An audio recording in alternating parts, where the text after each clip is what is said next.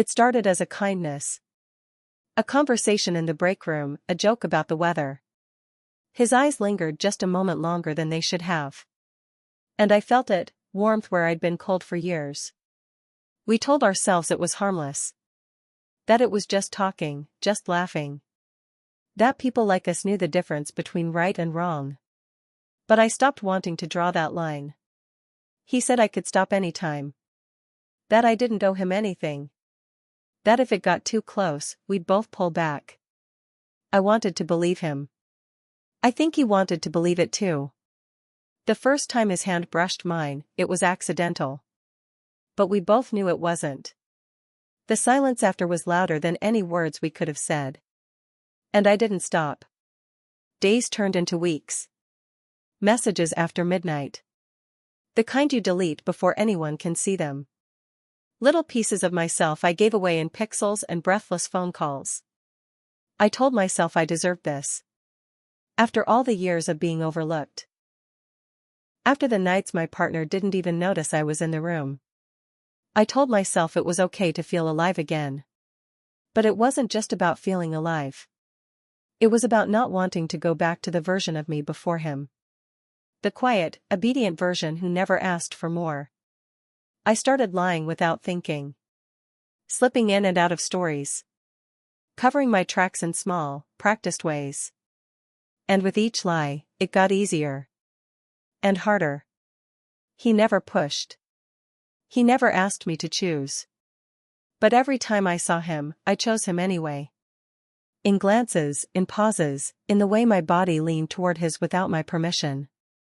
And then one night, he said it again. You can stop anytime. I knew he meant it. But I didn't want to. Because stopping meant losing the version of myself I found in his eyes.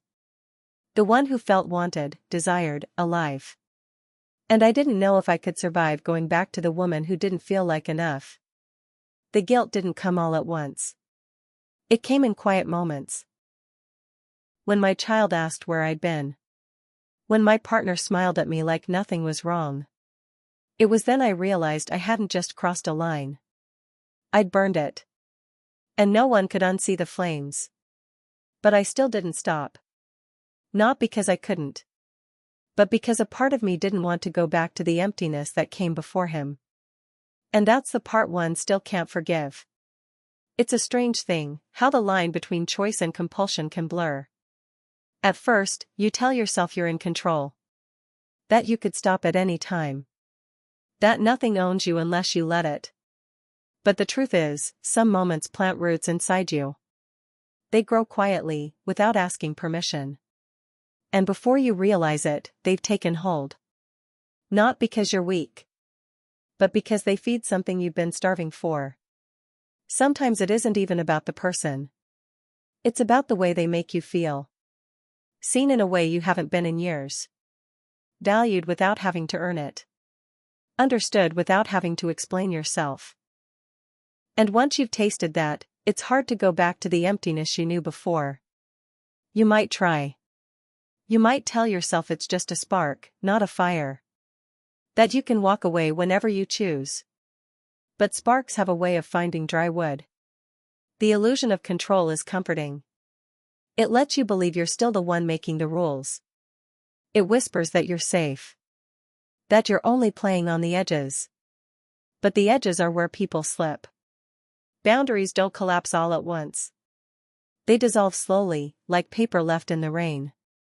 You make small exceptions, tiny compromises. You answer a message you should have ignored. You linger in a moment you should have walked past. And each time, it gets easier to cross the line. You don't notice the change at first. Because guilt doesn't always come like a scream. Sometimes it comes like a whisper.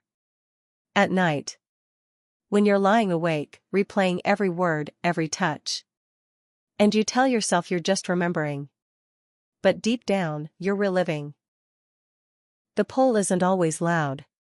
It's in the quiet moments between responsibilities. In the way your heart skips when you see their name light up your phone. In the way you start checking the clock, counting down to the next time you'll see them. And yet, a part of you knows.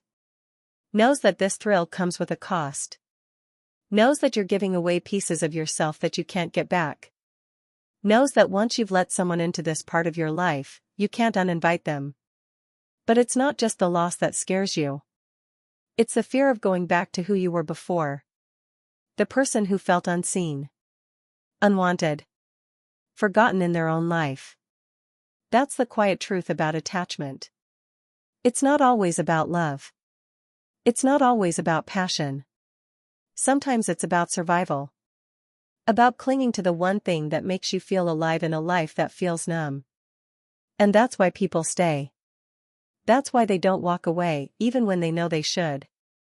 Not because they can't stop, but because they don't want to. We talk about betrayal as if it's always loud. But sometimes it's a slow drift. A gentle leaning into someone else's orbit. Until one day you look up and realize you're no longer where you started. And even then, the hardest part isn't admitting you crossed the line. It's admitting you don't want to go back. Because going back means returning to the emptiness that made you cross it in the first place. This is the tension people rarely talk about. The way longing can disguise itself as choice. The way the heart can crave something it knows will hurt it. And the way, sometimes, we choose the hurt. Because it still feels better than the silence we came from.